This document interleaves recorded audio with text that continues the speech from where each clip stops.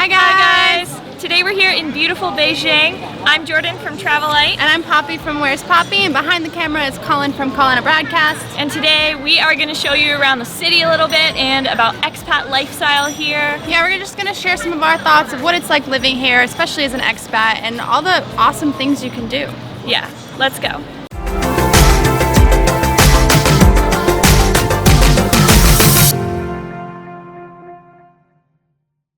Alright, welcome to Beijing, guys, and let's just jump right into this. So, I know you guys live in Shenzhen full time. What is life like living in China as an expat? It's a big question. I think it's an everyday growing experience. Everything is just kind of the opposite way that you wouldn't imagine, so you keep learning all these cool new things, and everything just surprises me in a great way. I love that parts of it are super modern, more modern even than I'm used to in the Western world. But then there are also things that are so cultural and so different from how they would be done in the US, for example. It's kind of like two worlds all blended into It one. gives you the best of both worlds. I understand this is also your first trip to Beijing. What can somebody expect as a foreigner visiting Beijing?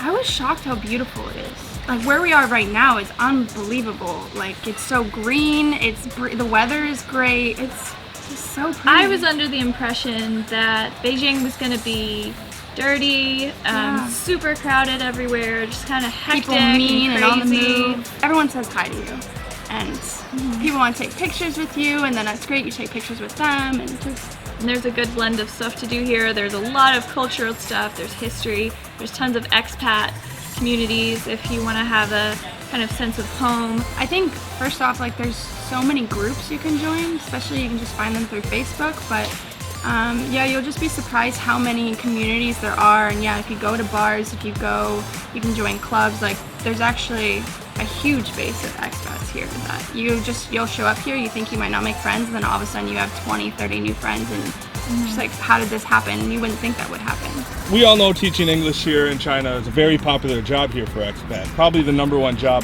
here. I mean, I do it myself, and luckily I've had nothing but positive experiences. Have you heard any stories about teaching English in China, good or bad? I mean, there are definitely plenty of horror stories about people coming to China and there being scams and it not being what they said, or maybe they didn't follow through on the visa.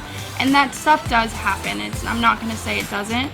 And that's why, at least for me personally, coming and seeing this company, going to the headquarters, seeing that they have a visa team there. And so they're actually getting you the visa and they work directly with the embassy. And that's just really comforting to know, because some of these companies, they'll tell you, oh, we'll fly you out, we'll get you this visa, don't worry about it. But then you get there and then they go, oh, actually, I don't want to give you that visa.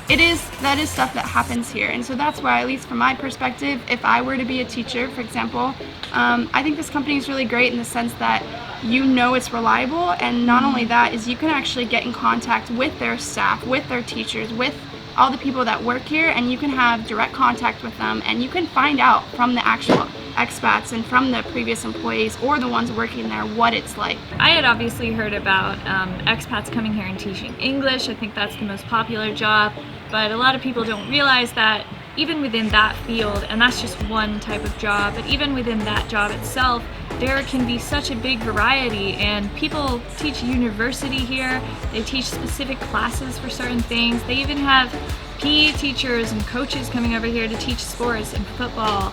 And like the place we went the other day, they had a green screen and they do a kind of interactive TV show that helps kids to learn English. Kind of like a Blue's Clues, actually. You're just acting, but you're teaching. Yeah, but it's more like you would feel like an actor or a media sort of personality than a teacher. And that's just within one sector of teaching English.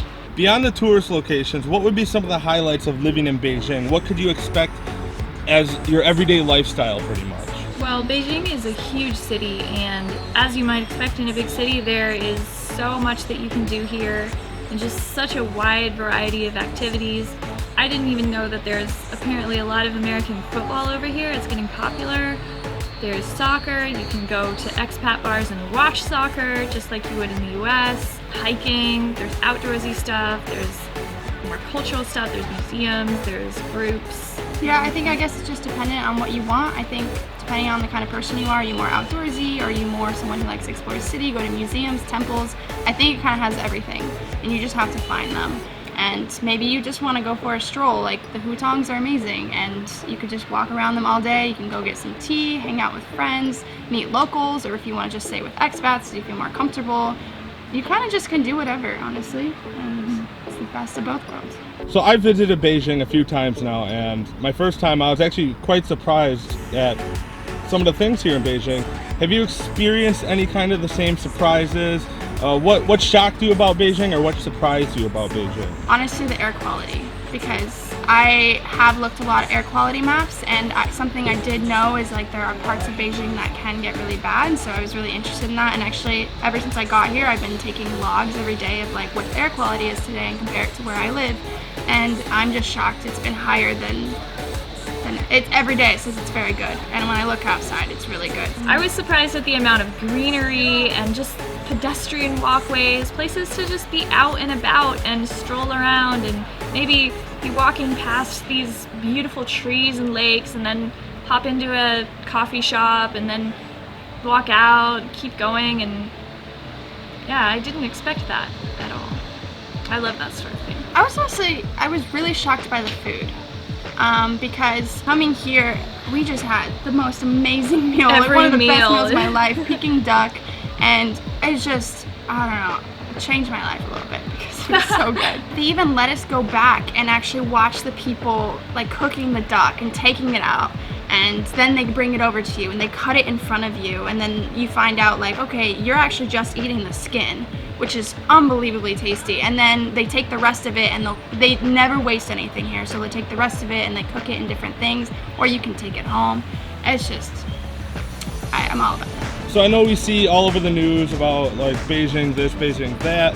What is the reality versus the perception of Beijing? Is a Western way of thinking of Beijing correct? Prior to coming to Beijing, I was under the impression that the metro system here is confusing, dirty, crazy crowded, just a very undesirable picture. I was not excited about using the metro in Beijing. We've been in the mornings and there's pretty much nobody else in the station in some areas, and then we've also taken the metro during rush hour, and you know, it's busy, but it's an expected kind of busy. It's not so crazy that you're it's also being really sardined safe. in. It's really safe because they have security checks, kind of like when you go to the airport. And that's not in a lot of places around the world. So it kind of gives you this secured feeling that, you know, you have to put your stuff through, so no one's going to bring anything that could be suspicious. And they don't let you eat or drink on the metro either. So that's also why it's very clean. Both Beijing and Shenzhen are huge cities. So what are the differences between living in a big city and a small city here in China? I think probably a big town, you'd have more options, and you would have more maybe access to things that are harder to get, especially like the difference I've noticed is if you eat the local foods, it's obviously the cheapest, but if you can still get access to the things from wherever you're from, you just might have to pay a little bit more. In a bigger city, there's just more options and they're closer. If you live in a small town, you might have to take like an hour train to go get like the nearest taco or something, but if you're in a big city, you like, it's just going to be easier, and it just gives you that more comfort feeling, especially if you're coming here and you've never traveled or something and you are scared and feel out of your element. You're just, I don't know. There's definitely times that you're going to want to try the cultural food, and then there's times that you're just going to be dying for a hamburger or a slice of pizza, and that's fine. And there's definitely a lot of places here that you can find that. You can even get gluten-free options, and you can... Yeah, vegan. Vegan, yeah. And all the ingredients, the menu's in English, like you know what you're getting, and it's not like taking the translator and pictures. It's just, I felt like I was at home. I thought I was back in the States. If you want that adventure, you can find it. Yeah. But you don't have to every time, Yeah. which is refreshing. I know we've went over a lot of stuff today, and I want to thank you guys for that. But to sum it all up, could you give us your overall thoughts on expat life here in Beijing? Do you think you could live here? Basically, I would love to live here. That's my overall thought. I just feel like I'd be really happy, just all the time. And Beijing is just such a huge city. One of my favorite things that I like to do when I travel is to just walk around, experience the city, not necessarily even go to specific destinations, but just get a sense of people watching, people out and about, go to cafes, hang out, and that's something that's hard to do when you just visit. So I feel like Beijing, it's so big.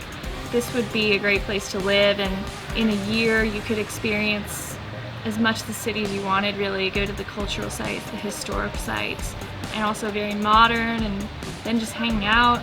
And last but not least, and possibly the most important, what advice would you give someone that is considering moving to China? I think you should look up videos, like definitely go on YouTube and look up people's videos about their experiences in China, because usually they're pretty darn positive and they're gonna show you what it looks like. Reach out to people from this company, ask them their opinion, have them send you pictures. Maybe they'll like even take you outside with FaceTime and like show you what it actually looks like. And I think, yeah, just do your research, because I don't know, but look beyond it. There's a lot of like facts and stereotypes that are incorrect, and like understand that that's why you're also coming, is you're going to get to know this kind of hidden gem of China, because not a lot of people know about it, because it's a process to get the visa, because it's hard to get here. It's this hidden gem. So you also have to realize that like it's not going to be necessarily what you're expecting. And that's why it's so cool. Like I got here and I was like, oh my god, this is China? I think I'm back in San Diego. This is not at all what I pictured. Thank you guys so much for watching. Hope that you enjoyed and that you found something useful in this video. Remember to subscribe to Career China and to our channels as well. Remember, if you have any questions at all, please feel free to leave a comment in the section below or reach out to us personally. We really would love to help you guys in the best way we can. And we will see you next time here in China. Bye-bye!